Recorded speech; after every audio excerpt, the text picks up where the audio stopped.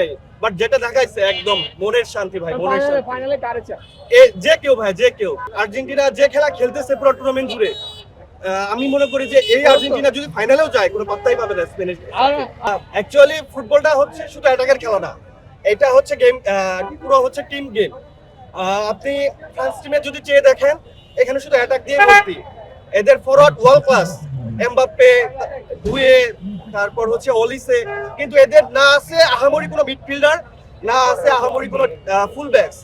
আপনি ডিগনে আর হচ্ছে কুন্টেকে দিয়ে ওয়ার্ল্ড চ্যাম্পিয়ন হয়ে যাবেন, এত সোজা না। মানে অনেক মাঝখানে দিয়ে এরকম দেখা গেছে কুন্ডে কোনো না কোনো ভাবে ইয়ামালরে পাস দিয়ে দিতেছে নাকি বার্সেলোনা। হতে পারে দুইজন টিমমেট, সো এরকম কিছু হতে পারে।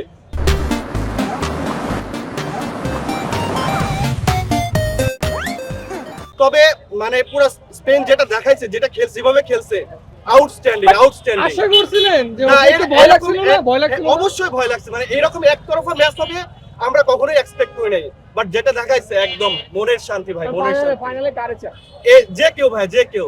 ইংল্যান্ড আসলেও প্যারা নাই, তারপর হচ্ছে কি বলে আর্জেন্টিনা আসলেও প্যারা নাই। ইংল্যান্ডকে 24-এর ইউরোতে হারায় আসছি, এন্ড আর্জেন্টিনা যে খেলা খেলতেছে পুরো টুর্নামেন্ট জুড়ে, আমি মনে করি যে এই আর্জেন্টিনা যদি ফাইনালেও যায় কোনো পাত্তাই পাবে না স্পেনের। আর আর্জেন্টিনা তো হারাম বল খেলে, ওইখানে তো একটু ঝামেলা। হ্যাঁ, আর্জেন্টিনা তো হারাম বল খেলে, ওদের ডিফেন্স নিচে নামা, ফরওয়ার্ডও নিচে নামায় খেলে 90 মিনিট, এরপরে গিয়ে অ্যাটাকে যায়। আমরা প্রত্যেকটা ম্যাচ, স্পেন প্রত্যেকটা ম্যাচ 90 মিনিটে শেষ করছে, প্রত্যেকটা ম্যাচ।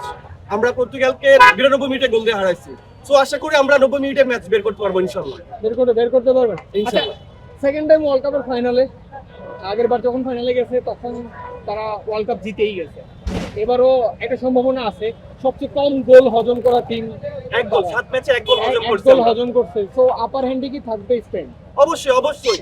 আর যেভাবে ফ্রান্সকে ডমিনেট করে হারাইছি আমরা, যে কেউ আসলে বলে মানে স্যালুট করতে হবে যে না, আমরা স্পেনের এগেইনস্টে খেলতেছি। আচ্ছা, আরো একটা ব্যাপার কি লক্ষণীয় ছিল না, যে হচ্ছে ধরেন ফ্রান্স ডমিনেট করছে ফুল টুর্নামেন্ট, তাদের স্টার প্লেয়ার ছিল, মানে দুই একজন বড় নাম ছিল ডমিনেশনের পেছনে। সেম ওয়ে আপনার আর্জেন্টিনারও মেসির নাম চলে আসে, সেকেন্ড নাম অনেক পরে আসে। ইংল্যান্ডেরও কিন্তু হ্যারি কেইন আর বেলিংহাম।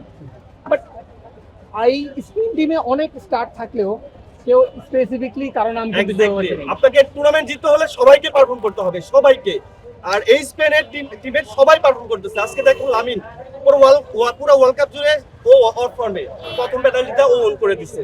সো আমরা পুরো টিম যেমন ফর্মে আছে, ইনশাআল্লাহ আমরা আশা করি ফাইনালে আমরা ভালো কিছু করব। আচ্ছা, লাস্ট কোশ্চেন, আপনি কবে থেকে স্পেন করেন, কেন করেন? আমি 2010 থেকে স্পেন করতাম ওয়ার্ল্ড কাপের জন্য। ওয়ার্ল্ড কাপ, আর স্পেশালি আমি বার্সা ফ্যান ছিলাম। ওকে। তো ওই লিজেন্ডারি টিমে সব বার্সা স্টার, পিকে, পেড্রি, তারপর David Villa, Xavi, Iniesta, Victor Valdes. তো ওইখান থেকে আসলে স্পেন সাপোর্ট করা, এই আর কি। Okay, thank you so much. Thank you.